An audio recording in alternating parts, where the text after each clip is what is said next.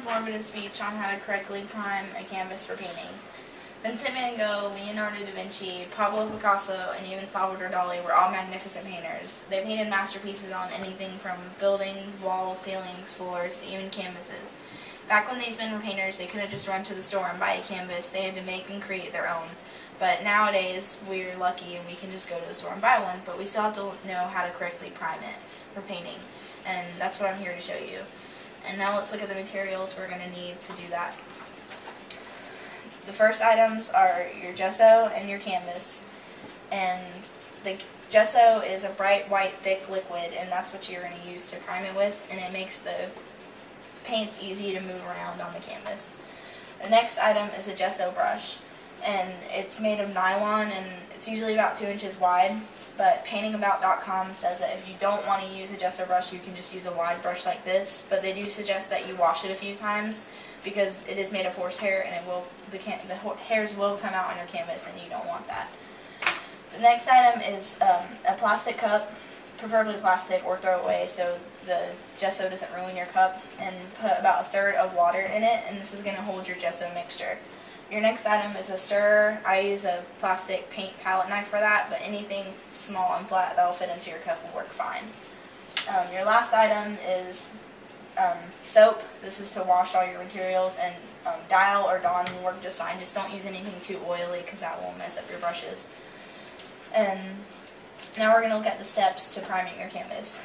The first thing is to mix your gesso and with your 1/3 of a cup of water, and I've already mixed mine, but you just pour about 1/2 cup of gesso into the cup and mix it, and according to emptyeasel.com, it should be drizzle consistency. And after you mix it, you just rinse it so it doesn't stick.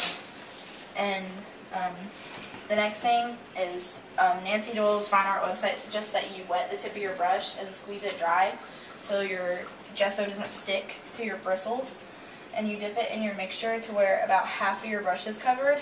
And then the first coat is going to be either the length or the width of your canvas, and you're going to brush it with your brush strokes all in the same direction from one end to another. And you want to make sure they're even. And then your second coat is going to be in the same way but in the opposite direction. And remember to work fast because gesso dries pretty quickly. And then your third coat is going to be in the same direction as your first coat to smooth out any of the imperfections. The next step is going to be the size of your canvas, and you can paint these in any way you want. It really doesn't matter. And according to Nancy Doyle's website, she says you should always make sure to get the gesso that you pushed up onto the top of the canvas after doing the sides of your canvas. And then you want to take your soap and immediately rinse your brush and wash in between the bristles to get all the gesso out. And then you just squeeze it dry and let it flat somewhere to dry.